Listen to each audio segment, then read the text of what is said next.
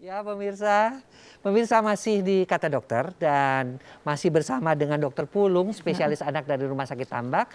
Dan hasil kerjasama JAK TV dan BNPB membahas mengenai penyakit COVID Ya, pada kita anak. tadi berhenti ya pemirsa ya, waktu jeda sebentar tadi kita bicara mengenai kalau ada anak sudah positif COVID-19, dia dijadikan satu dong sama anak-anak lain yang COVID-19, sudah pasti mereka bisa bermain. Tapi kan di kepala kita gini loh, kalau anak kita sakit itu kan bisa nungguin. Nah terus keluarganya itu di mana dok? Nah itu yang paling sering tanya. Boleh nggak sih nunggu, terus nunggunya pakai pakaian astronot misalnya. Hazmat atau astronot kita sebut ya. Ya itulah problema kita merawat COVID anak ya. Jadi anak itu kan 0 sampai 18 tahun ya. Anak itu kriteria anak. Nah pengalaman saya itu anak saya ada merawat satu umur 11 tahun sudah bisa sendiri deh ya. 11 tahun Ya, ya? 12. Ada tergantung kedewasaan anaknya sih ya. Iya. Ada anak saya pernah sendiri, nggak apa-apa dia. Tapi di bawah itu nggak bisa. Tetap orang tuanya harus. Dan memang pengalaman kita, klaster keluarga. Jadi memang ibunya juga kena juga. Oh, kalau ibunya kena, anaknya kena, Nggak ada memang masalah. Kaliin aja gitu Lah, ya. maksudnya gini, tetap di rumah sakit bareng dokter, apa ya udah balik aja ke rumah rame-rame? Ya. Atau gimana dok? Ya dulu kan kebingungan di antara kita, apakah mereka kita isolasikan di rumah atau isolasikan di rumah sakit. Ya kan, ya. Nah kebetulan mungkin makanya ada rumah sakit rujukan, berarti negara itu siap dong untuk membiayai segala untuk apapun. merawat. Udah ditunjuk kamu rawat situ ya. Apa masalah masuk gitu. Jadi nggak ada alasan ini, nggak ada biaya untuk ini, nggak ada. Jadi untuk menghindari, ya itu tadi masuk ke rumah kita siapa yang pantau di berkeliaran. Kan sempat tuh isolasi di rumah, ternyata heboh lagi, masuk lagi. Kan begitu. Jadi yang COVID sekeluarga idealnya sih di rumah sebetulnya, nggak apa-apa di rumah. Asal ringan ya dok ya? Ringan. Iya, asal tidak ringan, asal tidak berat. Kita kasih gambaran nih pemirsa supaya sama-sama enak kalau misalkan jadi nggak panik lagi kalau tiba-tiba ada yang positif. Misalkan nih dok ya, ada satu keluarga anaknya ternyata positif, anaknya positif, mikir dong dapat dari mana ini anak? Periksa dong, bapaknya periksa, ibunya periksa, ternyata bapaknya ya positif, ibunya ya positif.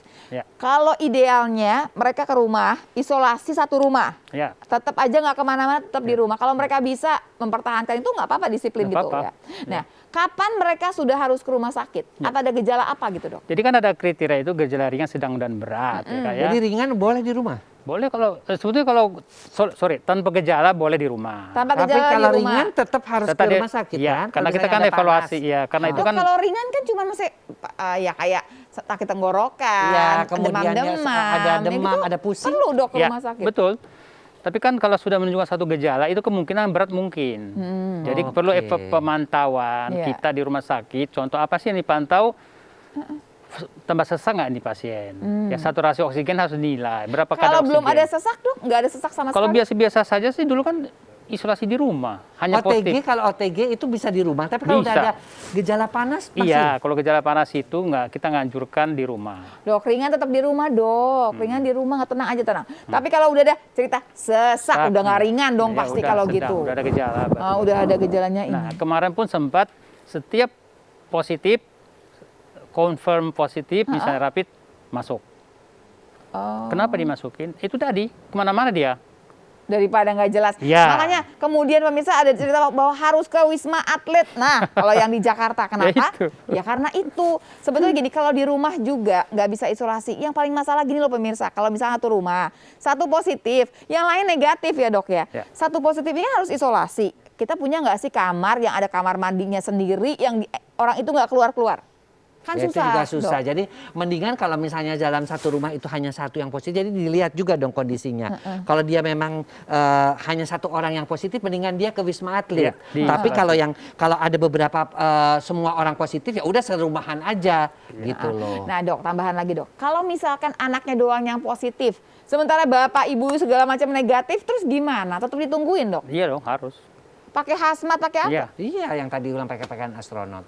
Karena nggak bisa juga Lula, karena di bawah 11 tahun, anak itu kan keliaran, nangis, Enggak, panas. lagian memang bangsal COVID semua kan. Iya, Kalau iya. enggak ntar ibunya bapaknya kena. Jadi tidak pakai Apa nggak hazmat ada juga. suster yang khusus ngelayanin semua Ada, itu? ada.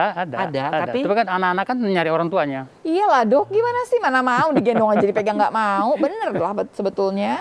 Tapi- Tidak boleh, ya kan. Tapi Jadi- pengalaman saya orang tua yang merawat anaknya COVID, Enggak sih, pakai biasa aja, pakai gaun biasa aja, pakai masker, yang penting itu aja. Cuci tangan, nggak sampai seperti yang merawat. Oh, nggak pakai hazmat nih. Enggak. Jadi cuma pakai masker, pakai face shield kali Tapi ya. karena dia kan di swab lagi nanti setelah Iya, selesai anaknya. iya, iya pasti. Dan hasilnya negatif. Ada yang negatif. Oh, nggak jadi kena pemirsa juga. ternyata, nih pemirsa supaya nggak terlalu panik ya pemirsa ya. Ternyata si bapak ibu yang merawat anaknya itu mereka cuma pakai masker dan face shield aja kok, nggak yang kemudian pakai hazmat itu pun nggak tertular. Ya. Makanya ini bukti loh pemirsa. Kalau kita nih ya sebetulnya rapi dengan 3M kita harusnya udah nggak tertular begitu Meskipun loh ngerawat sebetulnya. anak dengan COVID, ini bukti ya. Loh, Jaga ini jarak bukti itu, yang lebih ya. lebih jelas lagi adalah dokter-dokter yang sekarang sudah 7-8 bulan ini pegang pasien COVID. Yang dokter khusus nih ngurusin pasien COVID nggak ada yang kena. Nah, kenanya di mana sebetulnya tadi tuh di tempat-tempat yang malah pas bukan megang pasien ini, Iya, kadang pegang pas pasien lagi kita udah makan siap-siap sama-sama sejawatnya, gitu. kayak kemudian lagi apa ya diskusi dan sebagainya tentang pasien kan dibuka kadang-kadang. Iya, iya, betul. Nah, itu yang Atau justru lagi di berbahaya. tempat makan sering Bisa, sekali bisa. kejadian ya dok. Ya, jadi ingat banget nih sebetulnya si 3M itu memang pegangan kita nih ya dok.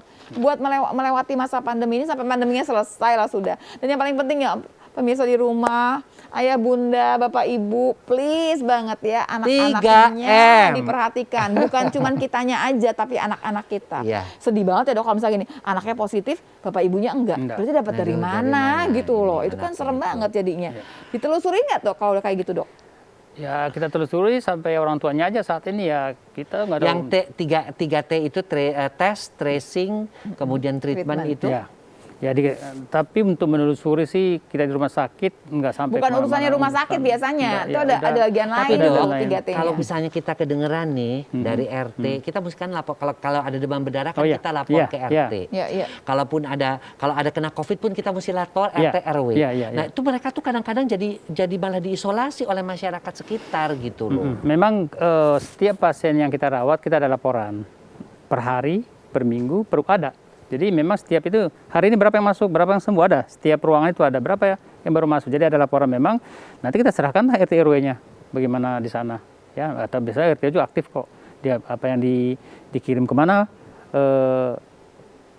pasiennya. Artinya gini, makanya kita bilang perlu sama masyarakat tidak usahlah terlalu apa istilahnya ya. Kalau di tetangga kita ada yang COVID tidak usah Jangan terlalu. pakai stigma, Ya. udah lewat Nah, stigma itu mah. karena Iya. itu yang jadi mereka Saya ketakutan ingat juga itu loh ya. dok, ingat yang waktu pas bulan Maret yang ada di daerah Depok itu loh dok, Yang ada yang ancaman kena. Oh. Sampai ada yang nggak mau ke Depok. Lah, emang terbang dari mana itu virus aneh-aneh aja nih. Ya, itu Pokoknya, kepanikan. dan itu udah kita lewatin masa stigma itu Ya, sebetulnya. betul. Sekarang sih kita bau-membau gimana caranya membantu semua orang supaya nanti nih yang positif pun sembuh. Bukan kemudian Iya. fatal gitu ya. Dan kita tetap melindungi diri dengan 3M tadi. Iya. ya Nah ini kan? pertanyaan selanjutnya ini buat Dokter Boyke plus Dokter Pulung. Kenapa Dokter Boyke-nya? Karena aku pengen tahu kalau ibu hamil COVID-19 tuh gimana sih? Anaknya ntar gimana? Ibunya gimana? Bingung deh ngebayanginnya. Saya udah pasti stres aja udah pasti ngebayanginnya. Nah mau tahu jawabannya pemirsa jangan kemana-mana pemirsa ya. Tetap di Kata Siapa? Kata dokter pasti.